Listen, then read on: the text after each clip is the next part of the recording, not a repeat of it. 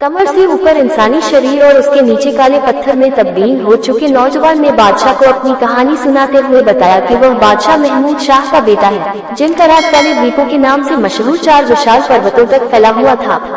नौजवान ने बताया कि जिस जगह रंग बिरंगी मछलियों वाला तालाब है, वहाँ हमारे राज्य की राजधानी हुआ करती थी। नौजवान ने बादशाह को बताया कि 70 साल की आयु में पिता का देहांत होने के बाद सर्वसम्मति से उसे राजगद्दी सौंपी गई। इसके बाद नौजवान ने अपनी पसंद से चाचा की बेटी से निकाह कर लिया। नौजवान ने कहा, हम दोनों एक दूसरे से प्रेम करते थे और खुशी जीवन व्यतीत करने लगे। नौजवान ने बताया, करीब 5 साल तक मैं और मेरी पत्नी सुखी रहे, जिसके बाद मुझे एहसास होने लगा कि मेरी पत्नी का हृदय परिवर्तन हो गया है और अब न तो वह मुझे पहले जैसा प्यार करती थी और न बर्ताव। नौजवान ने आगे कहा, एक दिन मेरी पत्नी नहाने के लिए गई हुई थी और मैं अपने कमरे में लेटा हुआ आराम कर रहा था।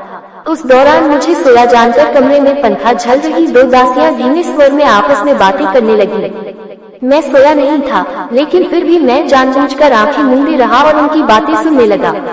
उनमें से एक दासी कहने लगी कि रानी कठोर दिल की और कुटिल है, जो राजा से बिल्कुल प्रेम नहीं करती।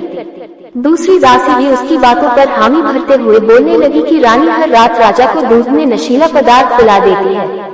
राजा के बेहोश होने पर वह न जाने किससे मिलने महल से निकल जाती है। रानी रात भर बाहर रहने के बाद सुबह लौटती है और राजा को कुछ सुंधाकर जगाती है। नौजवान ने बादशाह से कहा, दासियों की बातें सुनकर मुझे बहुत क्रोध आया, लेकिन मैं फिर भी लज्जा और लिहाज के कारण लेटा रहा। इतने में रानी भी नहाकर लौट आई और उसे देखकर दोनों दासियां चुप हो गईं। नौजवान ने कहा, पूरी शाम मैं व्याकुल रहा और रात को खाने के बाद जब रानी कमरे में दूध लेकर आई, तो मैंने दूध पीने का नाटक करते हुए रानी से छिपकर दूध बाहर फेंक दिया और खाली गिलास रानी के सामने रखकर सोने का नाटक करने लगा। देर रात जब रानी को विश्वास हो गया कि मैं सो रहा हूँ, तो वह बिस्तर से उठकर पहले तैयार हुई और फिर बाहर जाने लगी। नौजवान ने आगे कहा, रानी को बाहर जाता देख मुझे बहुत क्रोध आया और मैं भी अपनी तलवार लेकर रानी से नजरें बचाकर उसके पीछे पीछे चल पड़ा। रानी हर दरवाजे को मंत्रों से खोलती चली गई और ये देखकर मैं हैरान हो गया।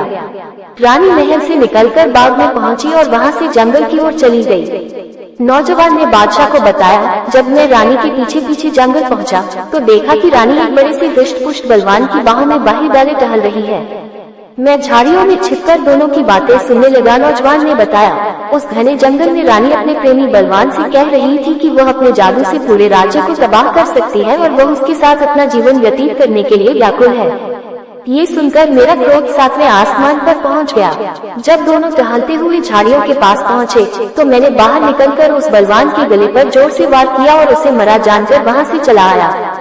मैंने रानी को नहीं मारा, क्योंकि मैं तब भी उसे प्रेम करता था और वह मेरी पत्नी होने के साथ ही चाचा की बेटी भी थी। जब मैं महल लौटने लगा, तो मैं रानी को जोर जोर से विलाप करते हुए सुन पा रहा था।